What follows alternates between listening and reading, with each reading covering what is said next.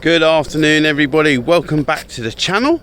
So something a little bit different this week. I've been off farm for a couple of days attending a agroforestry event at Farm Ed in the Cotswolds. So I just wanted to have a little chat about this, about agroforestry, some of the concepts and how it's relevant here on the farm. So as you can see behind me, we've got a bit of an old polytunnel that we're recycling. The idea is we do Christmas turkeys on the farm. We have done for about 50 years. So we're hoping to spread the flock out into this polytunnel. Part of the reason is with bird flu, we're anticipating a lockdown November, December. So we'll try and get them in here and try and spread and thin the flock out so that it's not so intense in the shed. So this is a multi-species herbal lay. Got some chicory here, and currently we've got sheep in the field. Zoom in there. They're not ours, they're here on keep, but just helping to get the grass under control. So this sort of tall grass here and chicory, sort of the leggy high lignin stalks of the chicory will be quite good entertainment for the turkeys. So I don't mind that this area is a little bit rough. So we're looking at the potential of some silvoforestry, mixing up grazing with trees, multiple heights.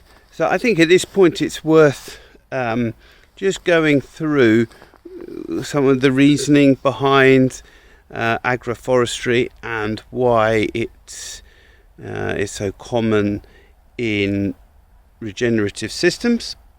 So part of the basis comes from permaculture, where you're looking to maximize output for every acre of land, and therefore you overlap seasons and the periods when plants are maximizing their solar uptake, and similarly maximize canopy heights. You might have something soil based, then something that's bushy, and then a tree, and by that way you capture more sunlight.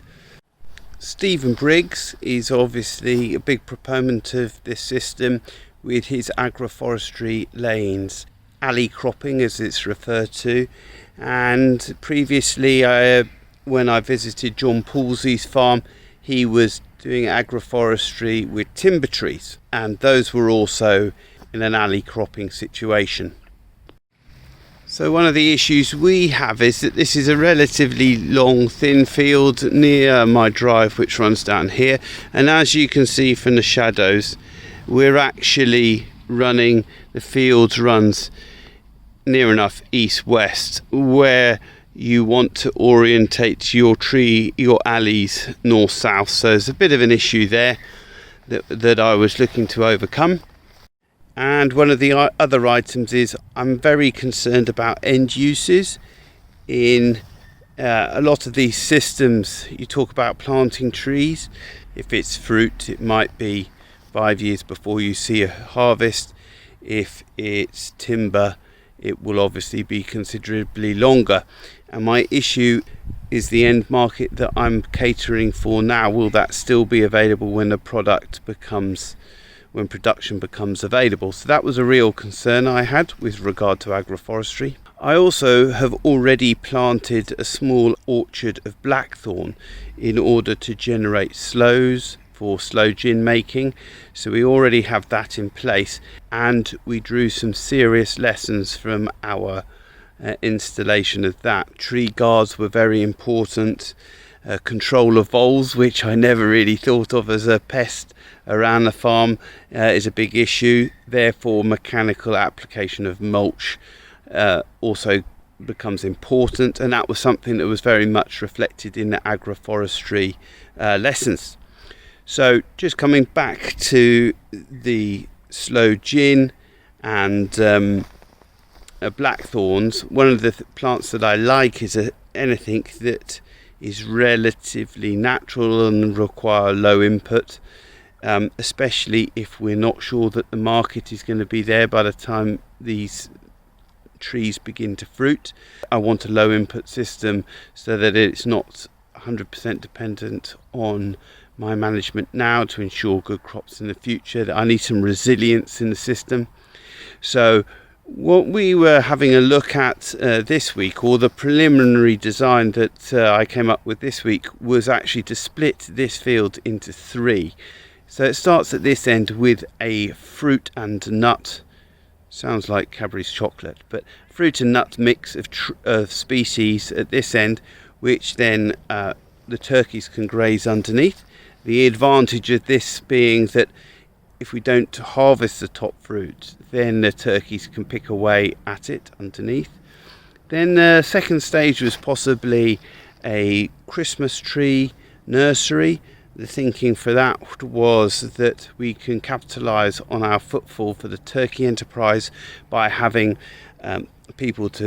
extra people coming to the farm to buy their Christmas trees in the lead up to turkey sales. So try and elongate our sales season.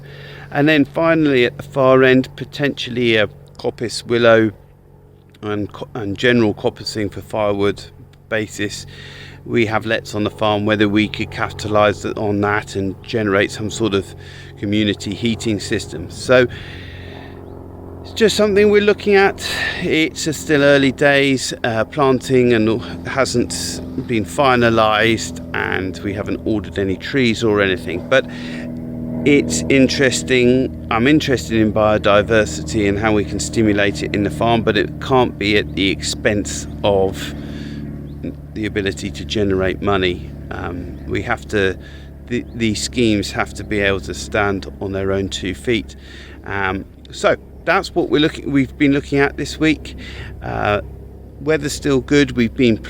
Henry's been quite busy out in the field touching up some environmental schemes and getting ready for planting wheat. So hopefully we'll get to show you more of that in the next few weeks. Other than that, thank you very much, everybody. Please give us a thumbs up and like the channel, and click on the little bell to get updates or when our next video goes live. See you next time. Bye.